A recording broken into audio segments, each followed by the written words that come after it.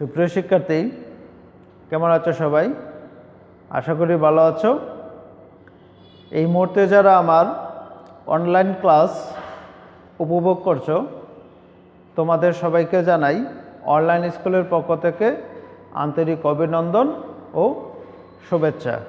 আমি যিশুরঞ্জন দাস, সহকারী শিক্ষক বিজ্ঞান, বামই সরকারি উচ্চ বিদ্যালয়, লাকাই, হবিগঞ্জ। আজ আমি তোমাদের সামনে নবম দশম শ্রেণীর উচ্চতর গণিত এর প্রথম অধ্যায় এর দ্বিতীয় অংশ অর্থাৎ ফাংশন পার্টের এক এক ফাংশন নিয়ে আলোচনা করব। গত পাঠে আমি আলোচনা করেছিলাম অন্বয়, অন্বয়ের ডোমেন, অন্বয়ের রেঞ্জ, অন্বয়ের বিপরীত অন্বয়, ফাংশন, ফাংশনের ডোমেন, ফাংশনের রেঞ্জ এবং বিপরীত ফাংশন নিয়ে আলোচনা করেছিলাম। আজ আমি এক এক ফাংশন নিয়ে আলোচনা করছি। আমি বোর্ডে একটা চিত্র দিয়েছি, চিত্রের সাহায্যে আমি এক এক ফাংশনের সংজ্ঞাটা বলছি। যদি কোনো ফাংশন এফ এর অধীনে এর ডোমেনের ভিন্ন ভিন্ন সদস্যের প্রতিবিম্ব সর্বদা ভিন্ন ভিন্ন হয়, তবে ফাংশনটিকে এক এক ফাংশন বলা হয়। শিক্ষার্থীরা, আমি এফ একটি ফাংশন, ফাংশনের ডোমেন এ এবং এ ডোমেনের প্রতিবিম্ব বি। এখন দেখি এ ডোমেন এর সদস্য 1, এর প্রতিবিম্ব 4, 2 এর প্রতিবিম্ব 5, 3 এর প্রতিবিম্ব 6। অর্থাৎ আমরা বলতে পারি কি এই ফাংশনের ভিন্ন ভিন্ন ডোমেন এর ভিন্ন ভিন্ন প্রতিবিম্ব কি সর্বদা ভিন্ন। অতএব আমরা এটা কি বলতে পারি, এক এক ফাংশন। যদি আমাদের চিত্রে দেওয়া থাকে তাহলে আমরা খুব সহজে এটা বুঝতে পারি এটা এক এক ফাংশন কিনা, এটা খুব সহজেই বোঝা যায়। এবার আমি কোন ফাংশন এক এক, কোন ফাংশন এক এক নয়, এটা নিয়ে আমি আলোচনা। কোনো ফাংশন এক এক কিনা এটা জানার জন্য বা বোঝার জন্য আমাদের কিছু শর্ত জানতে হবে। আমরা শর্তগুলো বোর্ডে লিখে দিয়েছি। ফাংশন এক এক হওয়ার শর্ত: এক্স এর একটি মানের জন্য ওয়াই এর কেবলমাত্র একটি মান পাওয়া যাবে।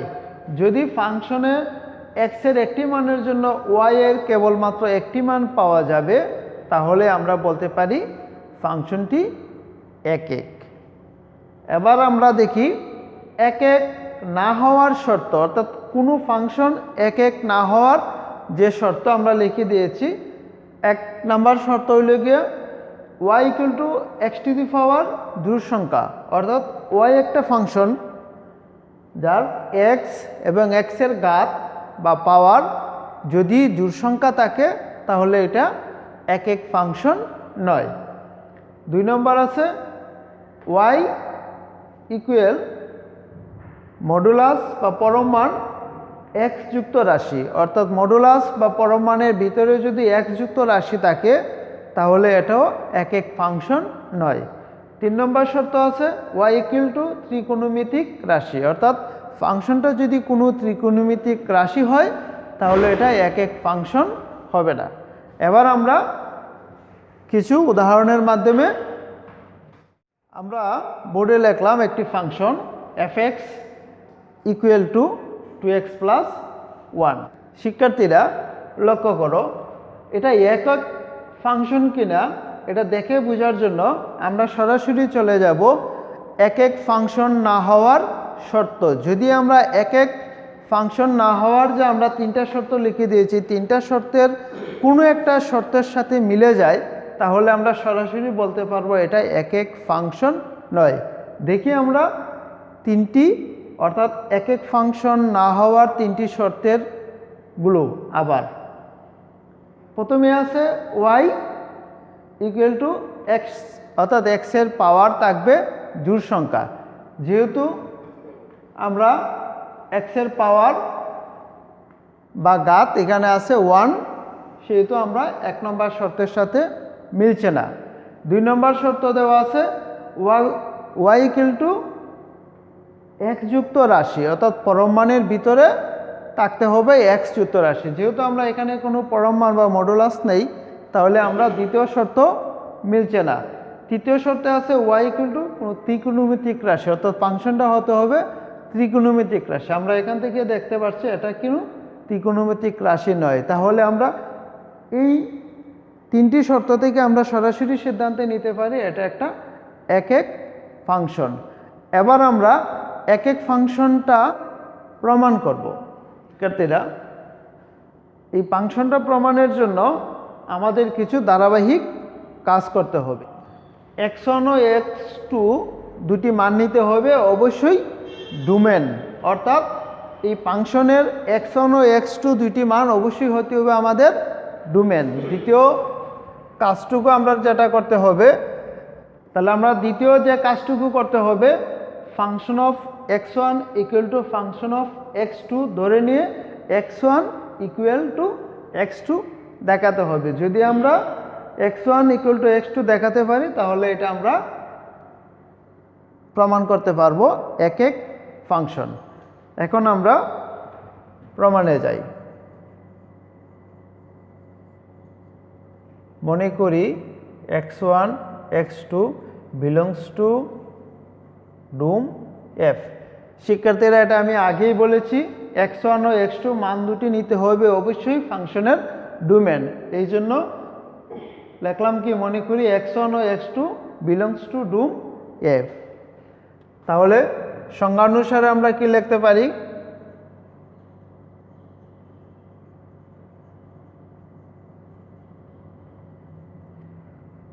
Function of x1 equal function of x2।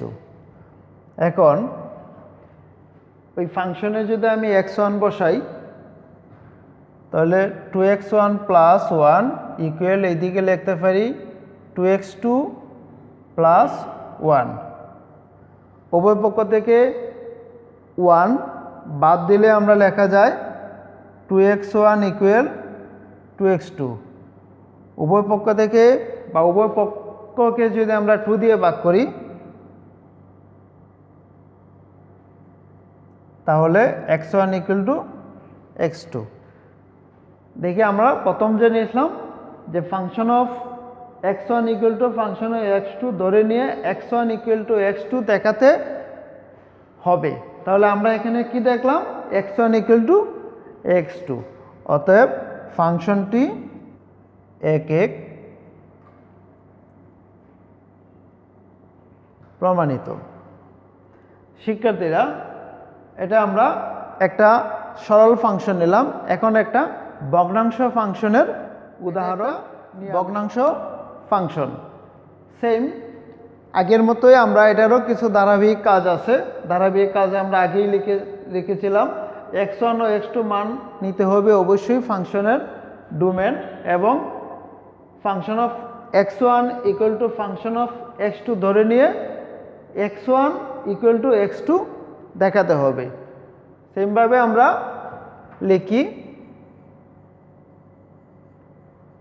মনে করি x1 x2 belongs to dom f. তাহলে সংজ্ঞা অনুসারে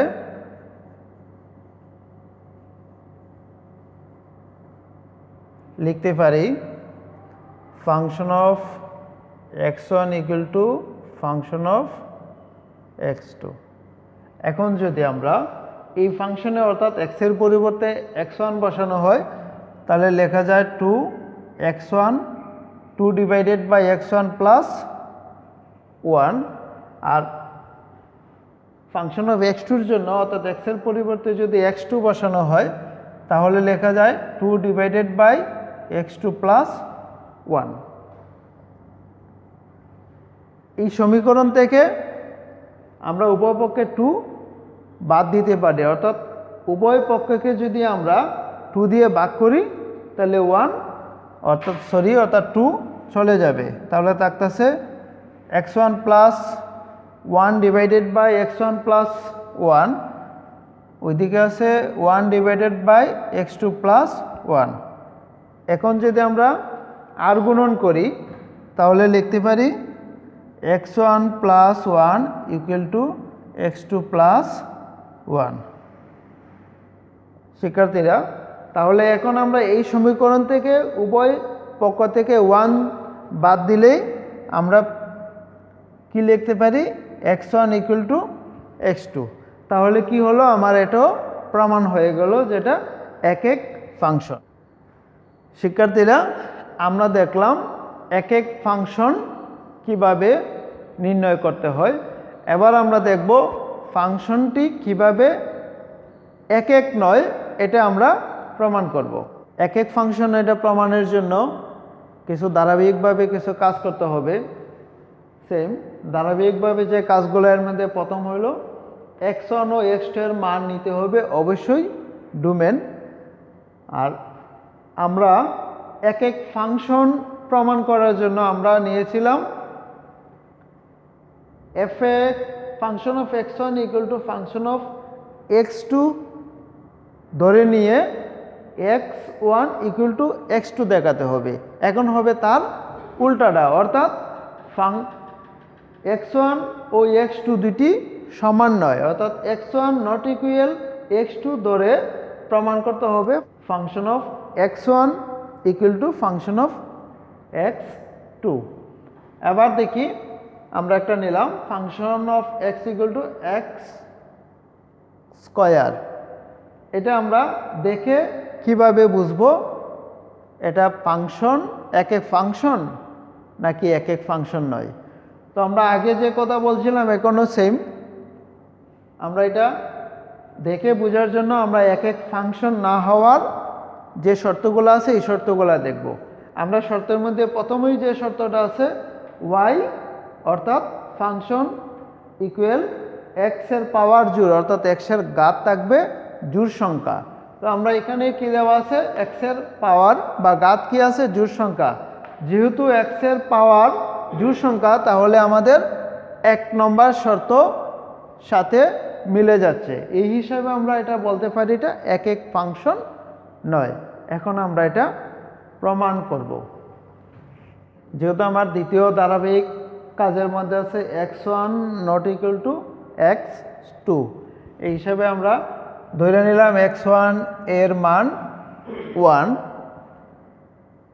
আর x2 এর মান -1। তাহলে আমাদের কি পাইতেছি ফাংশন অফ x1 ইকুয়াল, আমি যদি এদিকে x1 এর মান 1 বসাই তাহলে 1 স্কয়ার সমান 1, ফাংশন অফ x2 অর্থাৎ x এর জায়গায় যদি আমি -1 বসাই তাহলেও পাইতেছি 1। তাহলে কি পেলাম ফাংশন অফ x1 ও 1, ফাংশন অফ x2 এর মান 1। তাহলে এখানে আমরা এটা স্পষ্ট যে ফাংশন অফ x1 এবং ফাংশন অফ x2 ইকুয়াল অর্থাৎ সমান, কিন্তু x1 ও x2 এর মান ভিন্ন ভিন্ন অর্থাৎ সমান নয়। তাহলে আমরা বলতে পারি ফাংশনটি এক এক নয়। শিক্ষার্থীরা, এবার আমি আরেকটি উদাহরণ নিচ্ছি। এবার নিলাম function of x equal to modulus x plus 1। মনে করি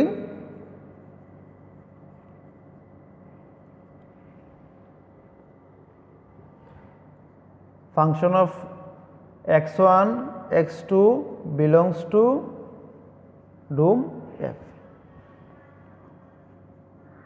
ধরি x1 ইকুয়াল টু 1 এবং x2 ইকুয়াল টু -3।